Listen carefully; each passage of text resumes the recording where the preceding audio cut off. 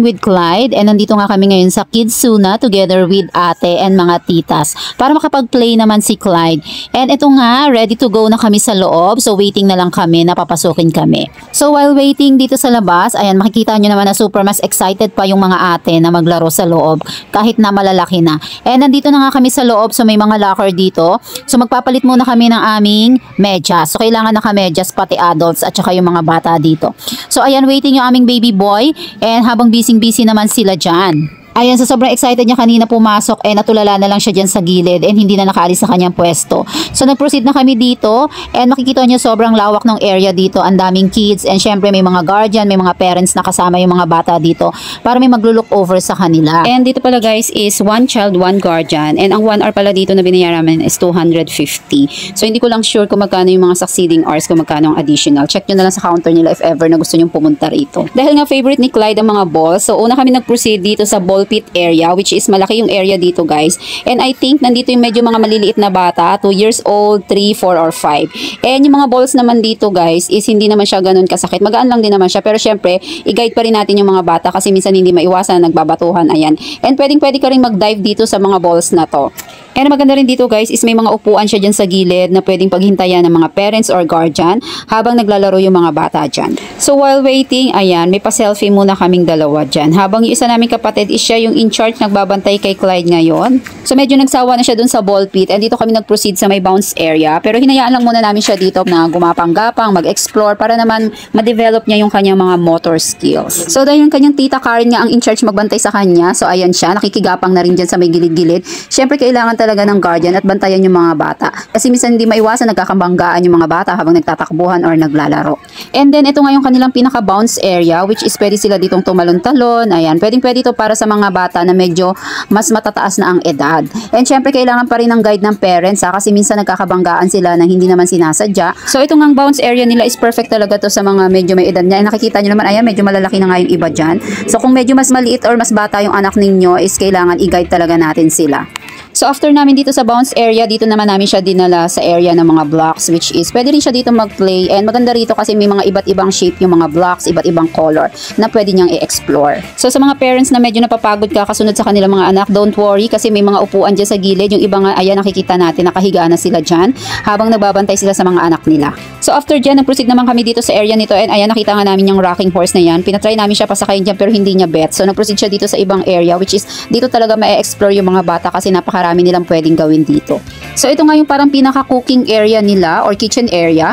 Ayan, pwedeng maglaro dito yung mga bata and makikita nyo ang dami nilang mga toys dyan na pwede nilang gamitin. May mga mini oven, may mga mini fruits, may mga mini spoon and fork. Basta marami silang pwedeng gawin dyan na talagang mawiwili yung mga anak natin. So medyo nagtagal nga si Clyde dito sa may kitchen area kasi talagang nawili siya. And after nya, nag-proceed kami dito sa may kabilang area which is yung may mga mini slide na perfect sa mga age na 2 years old, 3, 4, or 5. So itong area na to is perfect talaga to sa mga maliliit na bata, mga 2 years old, 3, 4, or 5. Kasi dito guys, hindi na natin sila kailangang samahan pa sa pag-slide. Pwede siyang mag-slide ng siya lang na walang kasama.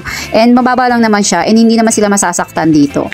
Mas na-enjoy niya ngayon pag-i-slide dito and nakailang balik siya dyan guys ha. And for this time, ayan, kasama niya na si Ate Caitlin. Pero tingnan niyo, sobrang baba lang talaga. And pwede natin silang hayaan lang dyan. I-look over lang natin sila. And then meron din dito sa area na to, ayan, pwede siya maglaro dyan, tumalon-talon. And ayan, pumunta na siya uli doon sa kabilang side, which is mag-explore na naman siya dito sa may supermarket area.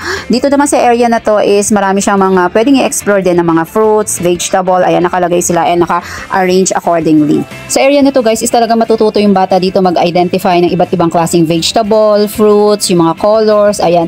And meron din silang kanyang-kanyang lagayan dyan. And after nyo doon sa supermarket, nag-proceed siya dito sa patisserie area, which is pwede siyang maglaro din dito. Ayan, parang gumawa ng mga pastries at kung ano-ano pa.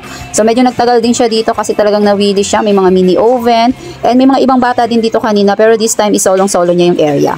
Super dami nga na pwedeng i-explore ng mga anak natin dito sa Kidzuna. And maraming mga area kung saan nila prefer gustong maglaro. And syempre kung mahilig sila sa mga ganitong bagay, ayan, pwede silang pumunta dito. As parents or guardian, hindi rin naman tayo maiinip dito kahit pasabihin natin na binabantayan natin sila or sinusundan natin sila sa mga gustong gawin nila. Kasi dito sa Kidzuna is napakaraming bagay ang pwede nilang i-explore and pwede pa rin silang matuto dito kahit na naglalaro lang sila.